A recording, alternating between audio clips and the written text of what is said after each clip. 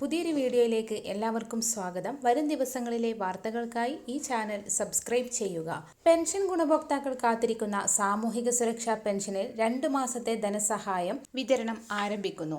നിലവിൽ 5 മാസത്തെ പെൻഷൻ കുടിശ്ശികയിൽ 2 മാസത്തിലെ പെൻഷൻ തുക വിതരണം ചെയ്യുന്നതിനുള്ള നടപടിക്രമങ്ങളാണ് സർക്കാരിന്റെ ഭാഗത്തു നിന്നും ആരംഭിച്ചിരിക്കുന്നത്. 1600 രൂപയുടെ 2 ഗഡുക്കളാണ് 60 ലക്ഷത്തോളം വരുന്ന സാമൂഹിക സുരക്ഷാ ക്ഷേമനിധി പെൻഷൻ ഗുണഭോക്താക്കൾക്ക് ലഭിക്കാൻ പോകുന്നത്.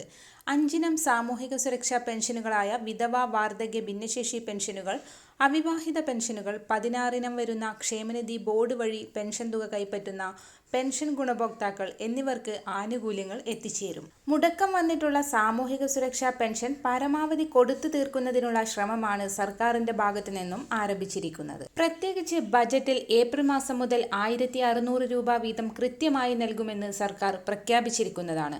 ഇതിന്റെയൊക്കെ പശ്ചാത്തലത്തിലാണ് കുടിശ്ശിക ആനുകൂല്യങ്ങൾ ലഭിക്കുക.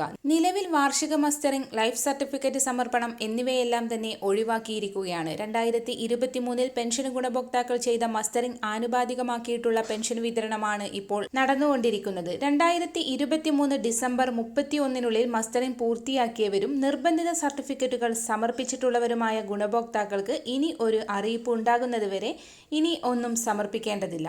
ഇവർക്ക് മുടക്കമില്ലാതെ തുക എത്തിച്ചേരുന്നതാണ്. 1600 രൂപയുടെ 2 ഗഡുക്കൾ കൂടി എത്തിച്ചേരുന്നത് പെൻഷൻ ഗുണഭോക്താക്കളെ സംബന്ധിച്ചിടത്തോളം വളരെയധികം ആശ്വാസകരമായി തീരും. വരും ദിവസങ്ങളിലെ വാർത്തകൾക്കായി ഈ ചാനൽ സബ്സ്ക്രൈബ് ചെയ്യുക.